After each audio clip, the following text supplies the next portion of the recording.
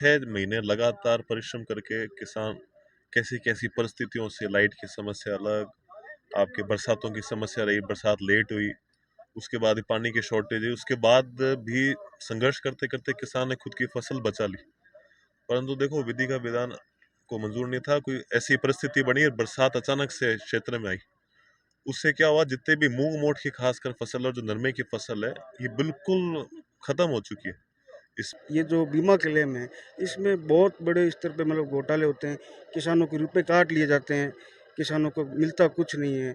इस बारे में भी कुछ नमस्कार साथियों, मैं प्रदीप सिंह गाँव खबरा में आपका स्वागत करता हूँ। उम्मीद करता हूँ आप सब ठीक होंगे। साथियों, जैसा कि कल से ही जो है बेमौसम बारिश और ओलावृष्टि से जो है किसानों को कोलाई क्षेत्र में भारी नुकसान हुआ है और सरकार जो है किसानों पर राजनीति करती है। तो अब क्या किसानों को जो है इस प्रकार से आज किसान जो है मुसीबत में खड़ा है, तो क्या किसानों के साथ सरकार खड़ी होगी? क्या किसानों को जो है किसानों के नाम पर वोट लेने वाले नेता क्या किसान को जो है राहत पहुंचाने का काम करेंगे? ये बड़ा विषय होगा और ये जो है बहुत ही बड़ा जो नुकसान हुआ है इसकी कैसे भरपाई जो है नेता लोग करते हैं, सरकार करती है, ये देखना है। तो साथियों, थोड़ी देर में विधायक जी पहुंचेंगे, उनसे भी बातचीत करने की कोशिश करेंगे। बड़ा नुकसान हुआ है विधायक जी, तो क्या कुछ प्रयास रहेंगे किसानों को राहत देने के लिए? बिल्कुल निश्चित रूप से आज मैं हरदा तहसील के, कोलाय तहसील के विभिन्न गांवों में था, तो निश्चित रूप से नुकसान हुआ है और बहुत ज़्यादा नुकसान हुआ है। अब ये वैसी बात है कि 6 महीने लगातार परिश्रम करके किसान कैसी-कैसी परिस्थितियों से, लाइट की समस्या अलग, आपके बरसातों की समस्या रही, बरसात लेट हुई, उसके बाद पानी की शॉर्टेज हुई, उसके बाद भी संघर्ष करते-करते किसान ने खुद की फसल बचा ली। परंतु देखो विधि का विधान को मंजूर नहीं था, कोई ऐसी परिस्थिति बनी और बरसात अचानक से क्षेत्र में आई। उससे क्या हुआ, जितने भी मूंग मोट की खासकर फसल और जो नरमे की फसल है, ये बिल्कुल खत्म हो चुकी है। इसमें कोई वापस से रिकवरी का कोई चांस ही नहीं बनता। तो आज जैसे जानकारी मिली थी तो प्रोग्राम था, थोड़ा लेट हो गए, तो तकरीबन 6:30 पौने 7 बजे यहाँ बोड़ासर गांव में पहुंचे, क्योंकि बोड़ासर, हाडला और आपके मेगासर, कोलासर, वैसे तमाम पूरे क्षेत्र में इसमें तो बहुत ज़्यादा ओलावृष्टि हुई।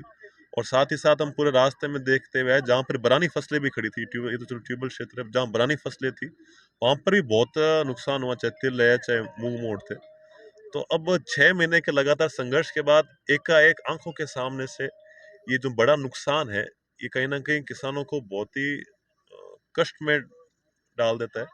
तो मेरी सरकार से, मैं कल जयपुर जा ही रहा हूँ, मेरी सरकार से यही मुख्य मांग है, और मैं बात भी पहुंचाऊंगा वहां पर, कि विशेष गिरदावरी के माध्यम से जो भी इनकी क्षतिपूर्ति हो सकती है, क्योंकि देखो कोई भी तरह का अर्जाना किसान के जो भाव थे उसको पूर्ति नहीं कर सकता, जो नुकसान हुआ है उसकी पूर्ति नहीं कर सकता।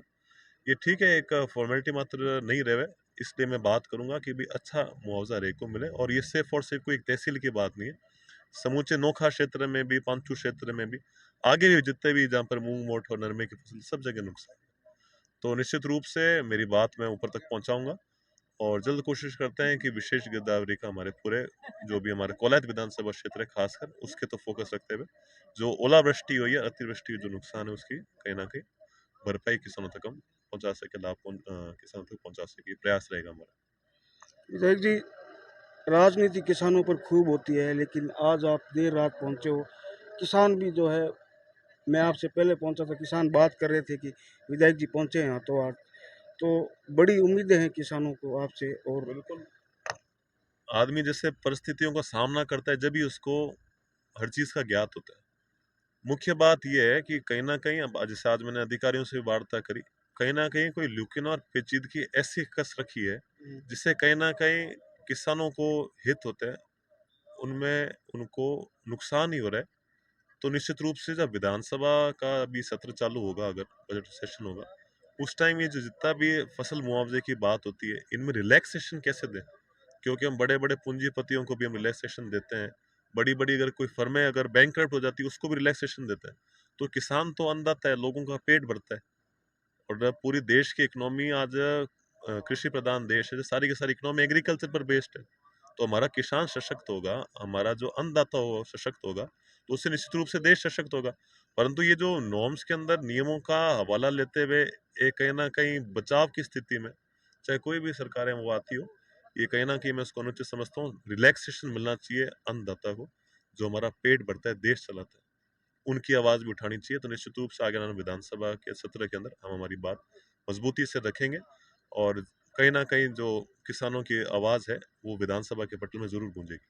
अच्छा, एक और चीज़ है कि ये जो बीमा क्लेम है, इसमें बहुत बड़े स्तर पे मतलब घोटाले होते हैं, किसानों के रुपए काट लिए जाते हैं, किसानों को मिलता कुछ नहीं है।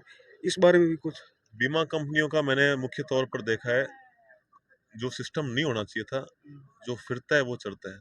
ये जो आदमी जिसकी फसल का नुकसान हो गया, क्षति होगी, उसके लिए कम से कम ये चीज़ नहीं होनी चाहिए कि जो व्यक्ति, जो गाँव, जो भागदौड़ करने में सक्षम होता है, वो तो क्लेम लेके आ जाता है।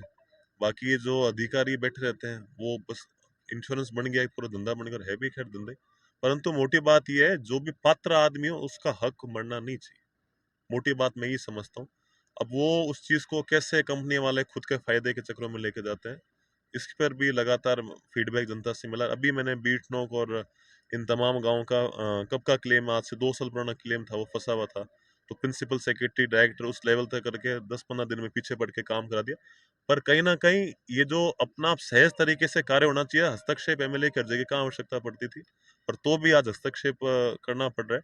तो कहीं न कहीं सरलता होनी चाहिए।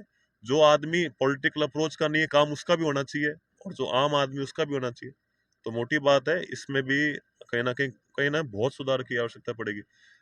ये थोड़ा बहुत मैं मानता हूँ कि बीकानेर जिला इसमें पिछड़ा हुआ है।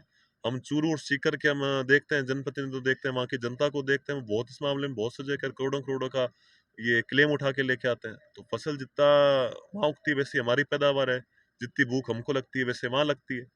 बात ये है कि हमें जनता को भी एज़ अ सोसाइटी इस चीज़ के तौर पर जागरूक होना पड़ेगा और निश्चित रूप से जनता जागरूक होगी तो पॉलिटिकल पावर को तो उस हिसाब से काम करना ही पड़ेगा। पॉलिटिकल पावर चाहेगी तो निश्चित रूप से पूरे जिले में परिस्थितियाँ बदलेगी।